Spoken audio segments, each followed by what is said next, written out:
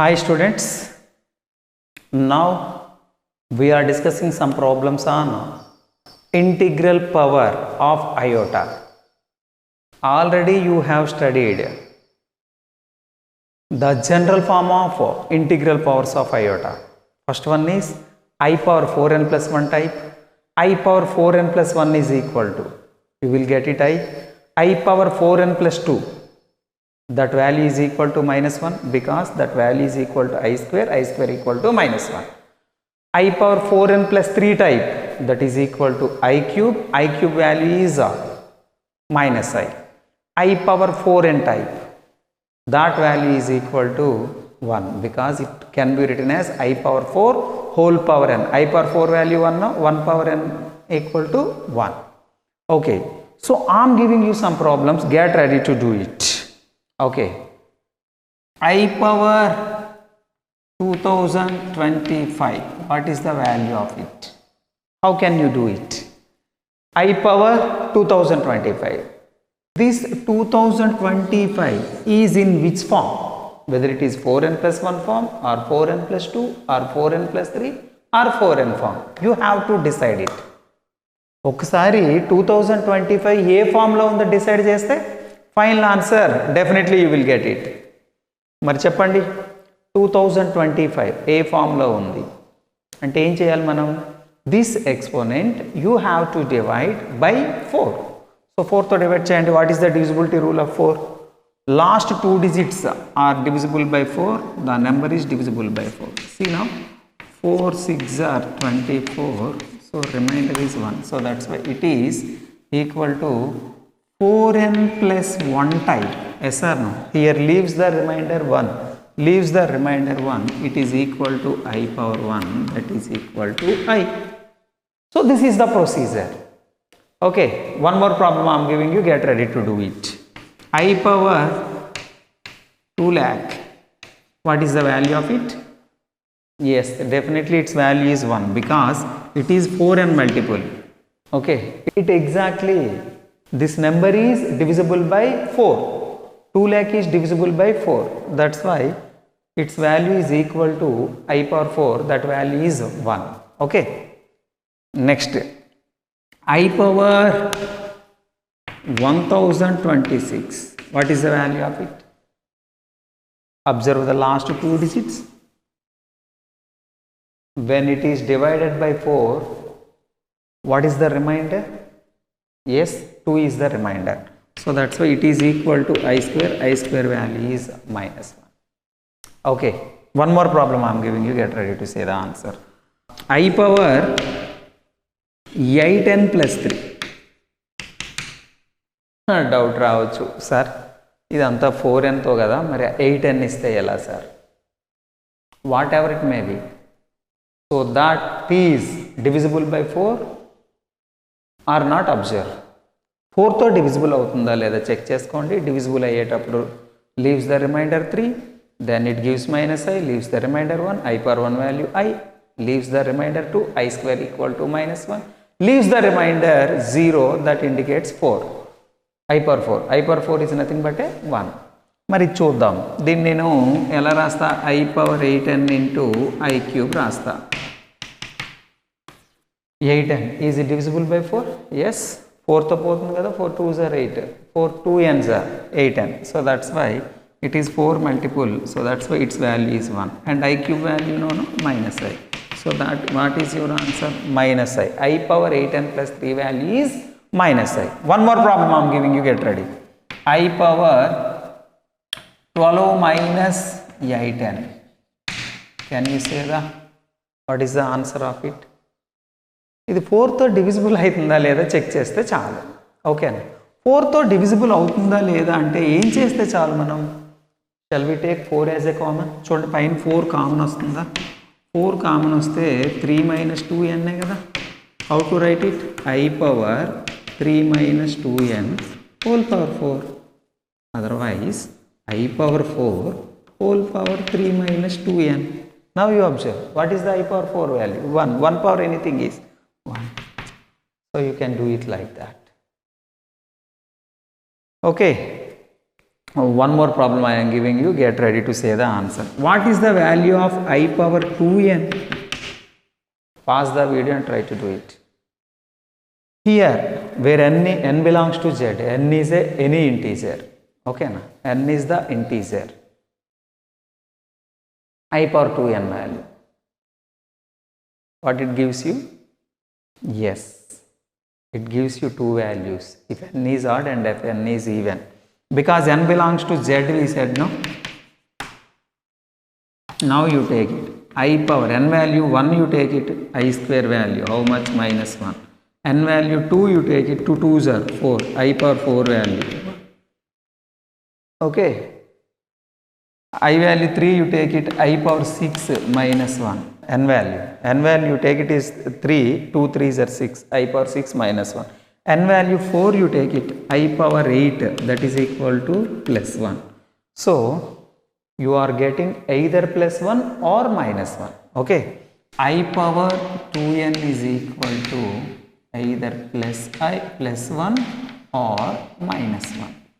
If it is if n is even, అంటే n even number తీసుకున్నారు అనుకోండి, 2 4 6, అప్పుడు ఏమొస్తుంది? +1 వస్తుంది. n ఆడ్ తీసుకున్నారు అనుకోండి, అంటే 1 3 5 తీసుకుంటే I power 2n వాల్యూ ఎంత వస్తుంది? You will get it -1.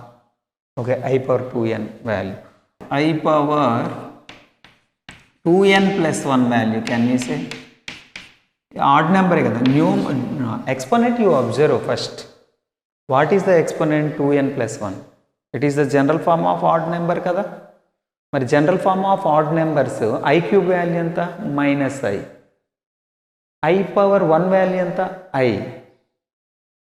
Okay, so I power 2n + 1 type ఉంటే ఇమాజినరీ నెంబర్ వస్తుంది. Either I or -i.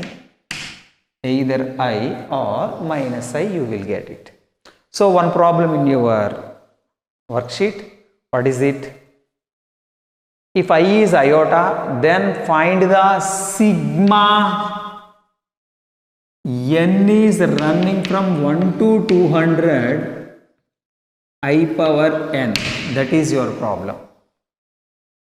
N is running from 1 to 200. Sigma is nothing but a summation. Summation అంటే edition.